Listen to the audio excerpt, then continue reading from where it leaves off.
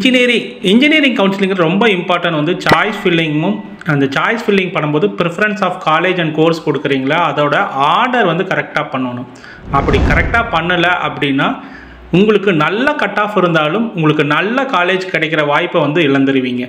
ஏன்னா இது வந்து கொஞ்சம் பெர்மிட்டேஷன் அண்ட் காம்பினேஷனில் தான் வரும். யாராச்சும் உங்களுக்கு முன்னாடி இருக்கிறவங்க எப்படி எடுக்கிறாங்களோ அதுக்கு தகுந்த மாதிரி தான் உங்களுக்கு காலேஜ் வரும். ஸோ நீங்கள் போடுற ஆர்டர் வந்து ஹையரார்க்கி படி கரெக்டாக இருக்குதா அப்படிங்கிறதையும் பாருங்கள். அதே மாதிரி கவுன்சிலிங் எப்படி நடக்குது அப்படிங்கிற டீட்டெயில்டான வீடியோ தான் இந்த வீடியோ. ஸ்கிப் பண்ணாமல் பார்த்தீங்க அப்படின்னா ரொம்ப ஸ்ட்ரெஸ் ஃப்ரீயாக கவுன்சிலிங்கை அட்டன் பண்ணி நல்ல சீட்டை நல்ல காலேஜில் எடுக்கலாம். ஸோ ஜென்ரலாக டிஎன்ஏ கவுன்சிலிங் பார்த்திங்க அப்படின்னா முதல்ல அண்ணா யூனிவர்சிட்டி நடத்துகிறாங்க. அதுக்கப்புறம் டைரக்டர் ஆஃப் டெக்னிக்கல் எஜுகேஷன் இப்போ வந்து அவங்க நடத்துகிறாங்க. இப்போ வந்து அது வந்து நம்ம அண்டர் கிராஜுவேஷன் பிஇ பிடெக் கோர்ஸுக்கு மட்டும் இன்ஜினியரிங் காலேஜில் மட்டும் நடக்குது. அது ஏஐசிடி அப்ரூவ்டு கோர்சஸ்க்கு மட்டும்தான் வந்து கவுன்சிலிங் நடத்துகிறாங்க. ஸோ இதில் வந்து நம்ம மற்ற மாநில மாதிரியோ இல்லை வந்து நேஷனல் லெவல் மாதிரியோ வந்து தனியாக என்ட்ரன்ஸ் நடத்தாமல் 12th ஃபிசிக்ஸ் கெமிஸ்ட்ரி மேக்ஸை வச்சு கட் ஆஃப் வச்சு உங்களுக்கு வந்து கவுன்சிலிங் மார்க்கை வந்து 200 அவுட் ஆஃப் 200 வந்து டிசைட் பண்ணி அதுக்கு தகுந்த மாதிரி உங்களுக்கு ரேங்கிங் கொடுத்து அது மாதிரி கவுன்சிலிங் நடத்துகிறாங்க. ஸோ இப்போ தமிழ்நாட்டில் பார்த்தீங்க அப்படின்னா உங்களுக்கு நோட்டிஃபிகேஷன் வந்துருச்சு. Counselling Tamil Nadu engineering counselling notification வந்தாச்சு. இப்போ நாம் என்ன செகண்ட் ஸ்டேஜில் தான் இருக்கிறோம், ரெஜிஸ்ட்ரேஷன் ப்ராசஸில் தான் இருக்கிறோம். ரெஜிஸ்ட்ரேஷன் முடிச்சிட்டிங்க அப்படின்னா சிலர் வந்து அப்லோடும் பண்ணியிருப்பீங்க, ஃபீஸ் பே பண்ணி இங்கே சர்டிஃபிகேட் எல்லாம் அப்லோட் பண்ணியிருப்பீங்க. அப்படி பண்ணலைனாலும் ஜூன் 6th பண்ணிடுங்க. ஏன்னா ஜூன் 6th தான் வந்து ரெஜிஸ்ட்ரேஷன் க்ளோஸ் ஆகிற date. Even though registration close ஆனாலும் நீங்கள் சர்டிஃபிகேட் வந்து ஜூன் 9th வரலுமே அப்லோட் பண்ணலாம். ஆனால் வந்து அது வரலையும் கொண்டு போகிறதுங்க முடிஞ்ச வரல ஜூன் 6th எல்லாத்தையும் முடிக்க பாருங்கள். எல்லாமே கரெக்டாக கையில் வச்சுருந்தீங்க அப்படின்னா எல்லாத்தையுமே கரெக்டாக அப்லோட் பண்ணிடுங்க. அப்லோட் பண்ணி அப்லோடு ஃப்ரீஸ் பண்ணி வச்சுருங்க. So allotment of random numbers வந்துடும். இது ரேண்டம் நம்பர்ஸுங்கிறது வந்து நம்ம பெருசாக எடுத்துக்க வேண்டாம், அது பாட்டுக்கு வந்துட்டு போச்சாது. அதுக்கப்புறம் online certificate verification by TFC. எல்லாருமே டிஎஃப்சி சென்டர் வந்து நீங்கள் சூஸ் பண்ணியிருப்பீங்க. நீங்கள் சூஸ் பண்ண டிஎஃப்சி சென்டர் வந்து உங்களுடைய சர்டிஃபிகேட் வந்து ஆன்லைன் வெரிஃபிகேஷன் பண்ணுவாங்க. அந்த சர்டிஃபிகேட்டில் அவங்களுக்கு ஏதாச்சும் டிஃபிகல்ட்டியோ அதை வியூ பண்ணுறதுல ஏதாச்சும் டிஃபிகல்ட்டியோ அதில் ஏதாச்சும் உங்களுக்கு வந்து டவுட் இருந்து நீங்கள் சர்டிஃபிகேட் இது மாற்றி அப்லோட் பண்ணியிருந்தீங்க அப்படின்னா மட்டும் நீங்கள் நேரடியாக டிஎஃப்சி சென்டருக்கு போகிற மாதிரி வரும். அப்படி இல்லை அப்படின்னா எல்லாமே ஆன்லைன்லேயே சர்டிஃபிகேட் வெரிஃபிகேஷன் ப்ராசஸ் முடிஞ்சிடும். பக்கத்தில் தான் டிஎஃப்சி சென்டர் சூஸ் பண்ணியிருப்பீங்க. அப்படி ஏதாச்சும் இருந்தாலும் உங்களுக்கு வந்து அந்த ஜூன் 10th ஜூன் 20th வரலுமே இந்த சர்டிஃபிகேட் வெரிஃபிகேஷன் ப்ராசஸில் நம்ம பண்ணி முடிச்சிடலாம். நேரடியாக கொண்டு சர்டிஃபிகேட் கொடுத்தோமா அப்படின்னா ஆல்மோஸ்ட் இந்த சர்டிஃபிகேட் வெரிஃபிகேஷன் ப்ராசஸ் எல்லாம் ரொம்ப சிம்பிளாக இருக்கும். அடுத்தது வந்து publication of rank list and grievance ஏதாச்சும் இருந்ததுன்னா அதை அட்ரஸ் பண்ணுவாங்க. அது வந்து ஜூன் 27th வந்து ரேங்க் லிஸ்ட் வரும். அதுக்கப்புறம் ஒரு 5 days கொடுப்பாங்க. உங்களுக்கு ஏதாச்சும் கிரீவன்ஸ் இருக்குது, என் ரேங்க் படி என் மார்க் படி என் ரேங்க் வரல, இல்லை எனக்கு வந்து மார்க் வந்து இன்க்ரீஸ் ஆகிருக்கு, என் மார்க் படி உங்களுக்கு ரேங்க் கொடுத்தது வந்து தப்பாக இருக்குது அப்படிங்கிற கிரீவன்ஸ் எல்லாம் ரிட்ரஸ் பண்ணுவாங்க. ஸோ அதுக்கான டைம் வந்து ஒரு 5 days கொடுப்பாங்க. ஜூன் 27th ரேங்க் வந்ததுக்கப்புறம் உங்களுக்கு அந்த 5 days இருக்குது. அப்போ வந்து நீங்கள் அனலைஸ் பண்ணி கொண்டிக்கலாம். அப்போ வந்து உங்களுக்கு மாற்றி மறுபடியும் ரேங்க் லிஸ்ட் புதுசாகவும் கொடுப்பாங்க. அதுக்கப்புறம் ஆன்லைன் கவுன்சிலிங் ஆரம்பிப்பாங்க. ஆன்லைன் கவுன்சிலிங் டேட்ஸ் வந்து இன்னும் அறிவிக்கல. ஜூன் 27th அப்புறம் தான் வந்து உங்களுக்கு ஆன்லைன் கவுன்சிலிங் ப்ராசஸே ஆரம்பிப்பாங்க. ஸோ அதுக்கப்புறம் அலாட்மெண்ட் ஆர்டர். ஆன்லைன் கவுன்சிலிங் வந்து ஆக்சுவலாக ஆன்லைன் கவுன்சிலிங் ப்ராசஸ் வந்து ஒரு 3 ரவுண்டாக நடத்துவாங்க. 3 ரவுண்ட் முடிஞ்சு அலாட்மெண்ட் ஆர்டர் வரும். ஒரு ரவுண்ட்லேயும் வந்து 13 days எடுத்துக்குவாங்க. ஸோ இதுதான் போன தடவை ரேங்க் லிஸ்ட் இப்படி தான் உங்களுக்கு ரேங்க் லிஸ்ட்டே வரும். ஸோ ஃபஸ்ட் ரேங்க் என்ன, அதே மாதிரி கம்யூனிட்டி ரேங்க் என்ன, அதே மாதிரி உங்களுக்கு வந்து 7.5 ரேங்கிங்க்கு தனியாக ரேங்க் வரும், அதுலேயும் கம்யூனிட்டி ரேங்க் வரும். இந்த ரேங்க் வந்து நாங்கள் போன வீடியோவில் நல்லா டிஸ்கஸ் பண்ணிக்கிறோம். போன வீடியோவை போய் பார்த்தீங்க அப்படின்னா உங்களுக்கு வந்து ரேங்க் எப்படி வரும், நீங்கள் எப்படி காலேஜை சூஸ் பண்ணலாம் அப்படிங்கிற ஃபுல் டீட்டெயில்ஸ் எல்லாமே இருக்குது. நம்ம வீடியோவில் போய் பார்த்துக்குங்க. நம்ம வீடியோ சப்ஸ்கிரைப் பண்ணி வச்சு நம்ம சேனலை சப்ஸ்கிரைப் பண்ணி வச்சிட்டிங்கன்னா இந்த மாதிரி எல்லா வீடியோவும் எல்லா அப்டேட்ஸும் வந்துகிட்டே இருக்கும். அதுக்கப்புறம் போன தடவை வந்து உங்களுக்கு இந்த கவுன்சிலிங் ஷெட்யூல் போட்டிருந்தாங்க. அதையும் எடுத்து காமிக்கிறேன் பாருங்கள். ரவுண்ட் 1, ரவுண்ட் 2, ரவுண்ட் 3 போட்டிருக்காங்க. ஒரு ரவுண்ட்லேயும் 13 days கொடுத்துருக்காங்க. 13 days வந்து ஃபஸ்ட் ரவுண்டில் பார்த்தீங்க அப்படின்னா ரேங்க் 1லேருந்து 26,654 போயிருக்கு. ரவுண்ட் 2ல் பார்த்தீங்க அப்படின்னா 26,655லேருந்து 1,04,602 வரலும் போயிருக்கு. ரவுண்ட் 3ல் பார்த்தீங்க அப்படின்னா 1,04,603லேருந்து 1,97,601 வரலும் போயிருக்கு. ஸோ இந்த வேரியேஷன் வந்து பார்த்தீங்க அப்படின்னா இருக்க தான் செய்யும். ஸோ இந்த ரேங்க் வந்து மேபி 200 to 179 வந்து இந்த 26,000 இருந்துச்சுல வந்து இப்போ வந்து cut off ஏறினதுனால maybe 200 to 180 or 185 இருக்குது. அது அவங்க தான் பார்த்து டிசைட் பண்ணுவாங்க. அதே மாதிரி ரவுண்ட் 2லேயும் வந்து இந்த கட் ஆஃப் மாறுறதுக்கான சான்சஸ் இருக்குது. கண்டிப்பாக கட் ஆஃப் மாறும். ஏன்னா அதுக்கு தகுந்த கவுன்ஸ் வேணும்ல, அதுக்காக கட் ஆஃப் மாறும். அடுத்தது பார்த்தீங்கன்னா ரவுண்ட்ஸ் பார்த்தீங்க அப்படின்னா 3 ரவுண்ட்ஸ் தான். நம்ம சொன்ன மாதிரி ரவுண்ட் 1ல் நீங்கள் போகிறீங்க அப்படின்னா உங்களுக்கு சீட் பிடிச்சிருந்தது, நீங்கள் கொடுத்த ப்ரிஃபரன்ஸ் சாய்ஸ் ஃபில்லிங் வந்து கரெக்டாக இருந்ததுன்னா நீங்கள் அக்செப்ட் பண்ணுறனால அக்செப்ட் பண்ணிக்கலாம், இல்லைனா டிக்ளைன் பண்ணிவிட்டு நீங்கள் நெக்ஸ்ட் ரவுண்டு போகிறனால போய்க்கலாம். நீங்கள் அக்செப்ட் பண்ணிவிட்டு அப்வர்ட் மூவ்மெண்ட்லாம் இருக்குது, அதை நான் இன்னும் இந்த வீடியோவில் எக்ஸ்பிளைன் பண்ணுறேன் உங்களுக்கு. ரவுண்ட் 2லேயே அதே மாதிரி தான், நீங்கள் அக்செப்ட் பண்ணுறதுனா அக்செப்ட் பண்ணிக்கலாம், இல்லை டிக்ளைன் பண்ணிவிட்டு ரவுண்ட் 3 போகிறனால போய்க்கலாம். ஸோ ரவுண்ட் 3யோட முடிஞ்சிருது. ஒருவேளை நீங்கள் அக்செப்ட் பண்ணிவிட்டு போய் காலேஜில் சேரல அப்படின்னா உங்களுடைய சீட் வந்து வேற ஒருத்தருக்கு போயிடு, நீங்கள் ரவுண்ட் 2க்கெல்லாம் போக முடியாது. ஒரு அக்செப்ட் பண்ணிவிட்டு சேராமல் இருந்தீங்கன்னா ரவுண்ட் 2க்கோ ரவுண்ட் 3க்கோ போக முடியாது, சப்சிக்வெண்ட் ரவுண்ட்ஸ்க்கு போக முடியாது. ஸோ அதனால தெரிஞ்சு வச்சுங்க. ஸோ 4 ஸ்டேஜில் பார்த்தீங்கன்னா ஒரு ரவுண்ட்லேயும் 4 ஸ்டேஜஸ் இருக்குது. சாய்ஸ் ஃபில்லிங் தான் ரொம்ப இம்பார்ட்டன்ட். சாய்ஸ் ஃபில்லிங்கில் வந்து நீங்கள் வந்து உங்களுடைய காலேஜ் என்ன காலேஜை சூஸ் பண்ணுறீங்க, அதில் என்ன கோர்ஸ் சூஸ் பண்ணுறீங்க. ஸோ அப்போ நீங்கள் வந்து காலேஜ் நேமை கரெக்டாக பார்த்துங்க. அதே மாதிரி காலேஜ் கோடை பார்த்து வச்சுங்க. சில காலேஜ் எல்லாம் வந்து பார்த்தீங்க அப்படின்னா ஒரே காலேஜில் இன்ஜினியரிங் அண்ட் டெக்னாலஜி அப்படிங்கிற மாதிரி நிறைய காலேஜ் இருக்குது. இப்போ கோயம்புத்தூர் இருக்கிற ஒரு காலேஜே வந்து சென்னையில் அதே நேமில் இன்னொரு டெக்னாலஜின்னு போட்டு காலேஜ் நேம்லாம் இருக்குது. ஸோ காலேஜ் நேம் டிஃபர் ஆகுது. அதனால் காலேஜ் நேம் இருந்தாலும் கோடையும் பார்த்து வச்சுங்க. ஒரு காலேஜுக்கும் ஒரு கோடு கொடுத்து வச்சிருப்பாங்க, அதையும் பார்த்து வச்சுக்கோங்க. அதுக்கப்புறம் என்ன கோர்ஸ் செலக்ட் பண்ணுறீங்களோ அதை செலக்ட் பண்ணிக்கிட்டு நீங்கள் பண்ணிக்கலாம். அதுக்கு 3 டேஸ் கொடுப்பாங்க. சாய்ஸ் ஃபில்லிங்கில் 3 டேஸ் கொடுப்பாங்க. அடுத்து வந்து நீங்கள் சாய்ஸ் ஃபில்லிங் முடிச்சிட்டிங்க அப்படின்னா அலாட்மெண்ட் போயிடும். அலாட்மெண்ட் வந்து 1 டே, அந்த சாய்ஸ் ஃபில்லிங் முடிஞ்சோடனே அலாட்மெண்ட், அதுக்கப்புறம் கன்ஃபர்மேஷன் ஆஃப் அலாட்மெண்ட். உங்களுக்கு அலாட் ஆனது வந்து நீங்கள் கன்ஃபார்ம் பண்ணணும், அக்செப்ட் பண்ணிக்கிறீங்களா இல்லை டிக்ளைன் பண்ணுறீங்களா அப்படிங்கிறது பண்ணணும். அதுக்கப்புறம் நீங்கள் முடிச்சிட்டிங்க அப்படின்னா you have to report to the college. எந்த காலேஜுக்கு போகிறீங்களோ அதை ரிப்போர்ட் பண்ணணும், இல்லைன்னா டிஎஃப்சி சென்டருக்கு போகணும் அப்படிங்கிற மாதிரி இருக்குது. ஸோ ஃபஸ்ட்டு 3 டேஸ் வந்து சாய்ஸ் ஃபில்லிங்காக ஒதுக்கிடுவாங்க. 13 நாளில் ஃபஸ்ட்டு 3 டேஸ் வந்து ரொம்ப இம்பார்ட்டன்ட், சாய்ஸ் ஃபில்லிங்காக ஒதுக்கிடுவாங்க. அடுத்தது அலாட்மெண்ட்டுக்கு வந்து 1 டே.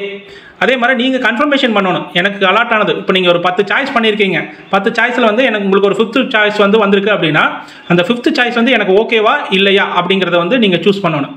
ஓகே, எனக்கு 5th சாய்ஸ் ஓகே அப்படின்னு பண்ணிங்கன்னா அக்செப்ட், நான் அதிலே ஜாயின் பண்ணிக்கிறேன் அப்படின்னா அக்செப்ட் அண்ட் ஜாயின் ஒரு பட்டனுக்கு அதை கிளிக் பண்ணி போய்க்கலாம்.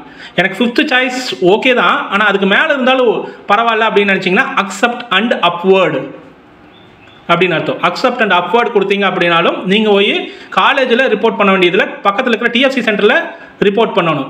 அக்செப்ட் அண்ட் ஜாயின்னா காலேஜில் போய் நெக்ஸ்ட் 5 டேஸில் காலேஜில் போய் ரிப்போர்ட் பண்ணணும். அக்செப்ட் அண்ட் அப்வர்டுன்னு கொடுத்தீங்க அப்படின்னா டிஎஃப்சி சென்டருக்கு போகணும். ஸோ டிஎஃப்சி சென்டரில் போய் ரிப்போர்ட் பண்ணி அங்கே பேமெண்ட் பண்ணிடணும்.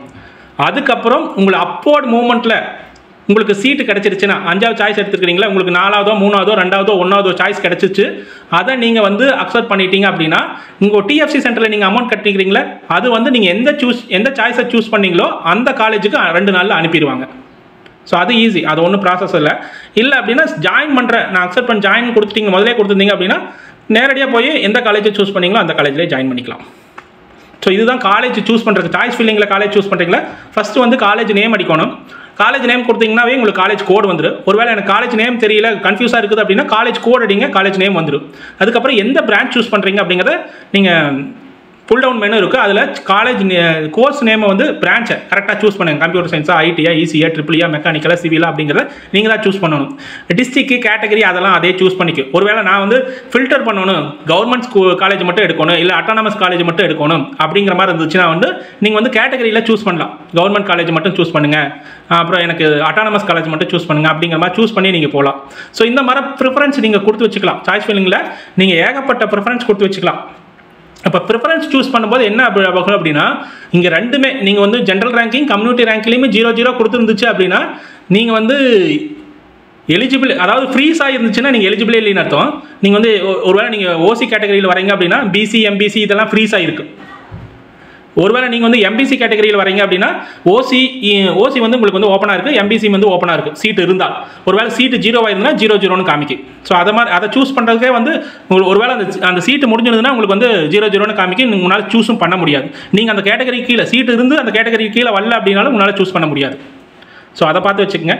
அதுக்கப்புறம் நீங்கள் வந்து அலைன் பண்ணிக்கலாம். நீங்கள் நிறையா சாய்ஸ் ப்ரிஃபரன்ஸ் நிறையா கொடுத்ததுக்கப்புறம் எந்த ப்ரிஃபரன்ஸ் ஃபஸ்ட்டு வரணும். சாய்ஸ் ஃபில்லிங்கில் நிறைய காலேஜ் சூஸ் பண்ணியிருப்பீங்களா, எந்த காலேஜ் ஃபஸ்ட்டு வரணும், செகண்ட் வரணும், தேர்ட் வரணும் அப்படிங்கிறதையும் நீங்கள் சூஸ் பண்ணிக்கலாம். ஸோ அதுதான் ரொம்ப இம்பார்ட்டன்ட். அப்போ தான் உங்களுக்கு வந்து நீங்கள் ஃபஸ்ட்டு ப்ரிஃபரன்ஸில் வச்சிருக்கிற காலேஜ் தான் ஃபஸ்ட்டு உங்களுக்கு இருந்துச்சுன்னா சீட் இருந்துச்சுன்னா அலாட் ஆகும். நீங்கள் ஃபஸ்ட்டு ப்ரிஃபரன்ஸாக ஒரு காலேஜை வச்சுட்டு அதை கொண்டு 10th பிளேஸில் வச்சுருந்தீங்க அப்படின்னா ஃபஸ்ட்டு பிளேஸில் இருக்கிற காலேஜ் அவைலபிளாக இருந்தால் ஃபஸ்ட்டுக்கு இருக்கிறது தான் சூஸ் பண்ணும். ஸோ அதனால் சாய்ஸ் ஃபில்லிங் பண்ணும்போது ரொம்ப ஏன்னா இதுவரையில் நீங்கள் எழுதின எக்ஸாம்ஸ் எல்லாம் ரொம்ப இம்பார்ட்டன்ட் தான்.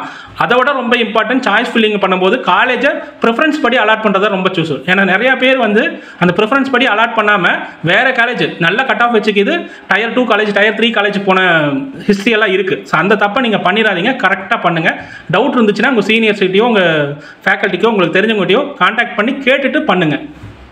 இது மாதிரி சாய்ஸ் ஃபில்லிங் பண்ணிட்டீங்க அப்படின்னா 3 days சாய்ஸ் ஃபில்லிங் இருக்கும். இந்த 3 days சாய்ஸ் ஃபில்லிங் முடிஞ்சிருச்சு அப்படின்னா நீங்கள் வந்து லாக் பண்ணிக்கலாம்.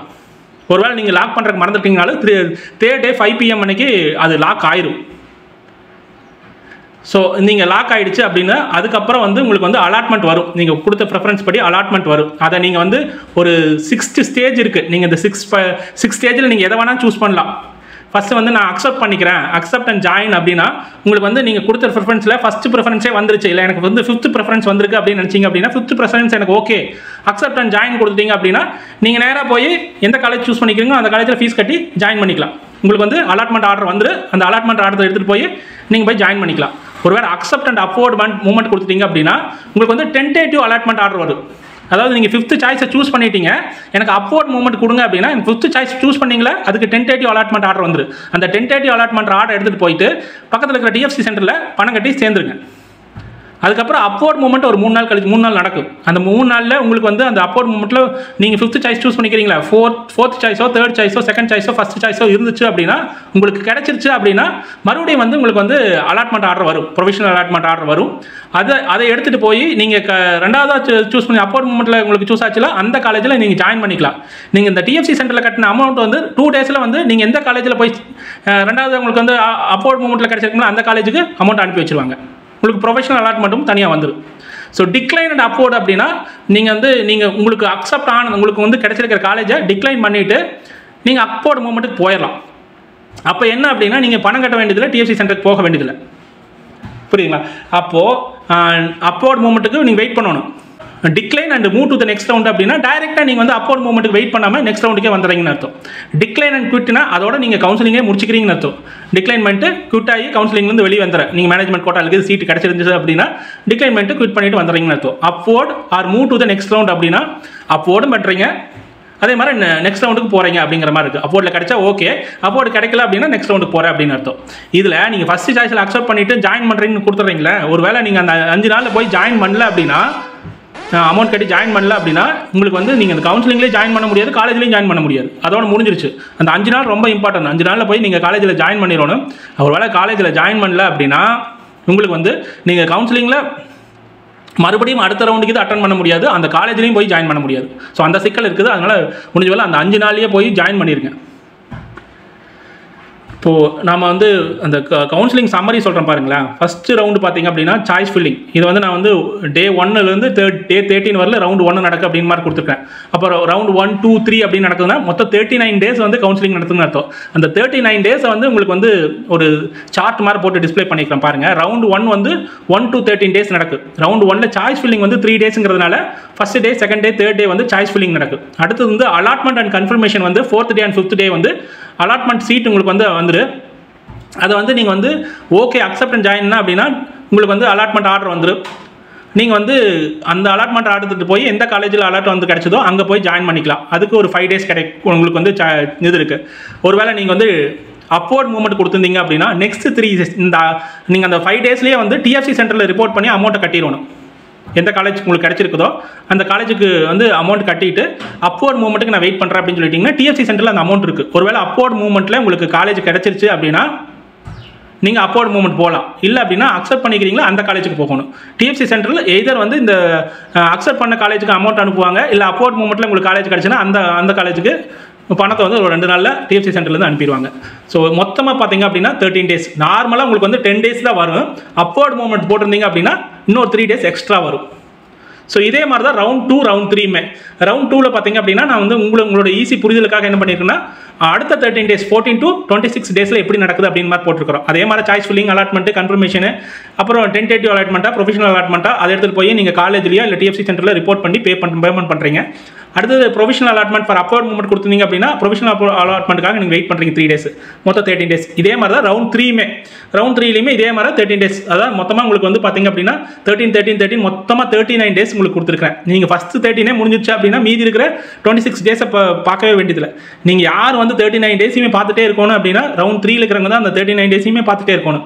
இல்லை அப்படின்னா நீங்கள் வந்து ஃபஸ்ட் ரவுண்ட்லேயே முடிச்சிட்டிங்க அப்படின்னா ரவுண்ட் 2 ரவுண்ட் 3 வந்து நீங்கள் பார்க்கவே வேண்டியதில்லை. ஃபஸ்ட்டு அந்த 10 நாள்லேயே நீங்கள் போய் ஜாயின் பண்ணிடுவீங்க, வேலை முடிஞ்சது, நீங்கள் காலேஜுக்கு அடுத்தது போகிறதுக்கான ரெடி ஆகிட்டு இருக்கலாம். ஹோப் இந்த கிளாரிஃபிகேஷன் உங்களுக்கு புரிஞ்சிருக்குன்னு நினைக்கிறேன். இதில் ஏதாச்சும் உங்களுக்கு டவுட் இருந்துச்சுன்னா இந்த கவுன்சிலிங்கில் போகிறதுல இல்லை கவுன்சிலிங் எப்படி வந்து நான் அட்டன் பண்ணுறது, சாய்ஸ் ஃபில்லிங்கில் ஏதாச்சும் டவுட் இருந்துச்சுன்னா அப்படின்னா உங்களுக்கு கமெண்ட் செக்ஷனில் கமெண்ட் பண்ணுங்கள். அதே மாதிரி நம்ம ஒரு வாட்ஸ்அப் சேனல் வச்சுருக்கிறோம். வாட்ஸ்அப் சேனலில் அப்பப்போ வர அப்டேட்ஸையும் நம்ம வந்து அப்டேட் பண்ணிகிட்டு இருக்கிறோம். அதுலேயும் ஜாயின் பண்ணிக்கோங்க. ஸோ நெக்ஸ்ட் வீடியோவில் இன்னும் டீட்டெயிலாக வந்து கவுன்சிலிங் எப்படி அட்டன் பண்ணுறது, சாய்ஸ் ஃபில்லிங் எப்படி பண்ணுறது, கோர்சஸ் எப்படி சூஸ் பண்ணுறது அப்படிங்கிறத பார்ப்போம். ஹோப் இந்த கண்டென்ட் உங்களுக்கு பிடிச்சிருக்குன்னு நினைக்கிறேன். கண்டென்ட் பிடிச்சிருந்தா நம்ம வீடியோ லைக் பண்ணிக்கோங்க, உங்கள் ஃப்ரெண்ட்ஸ் அண்ட் ஃபேமிலிக்கு ஷேர் பண்ணி விடுங்க, நம்ம சேனலை சப்ஸ்கிரைப் பண்ணி வச்சுங்க. மற்றும் ஒரு வீடியோவில் சந்திப்போம். நன்றி, வணக்கம்.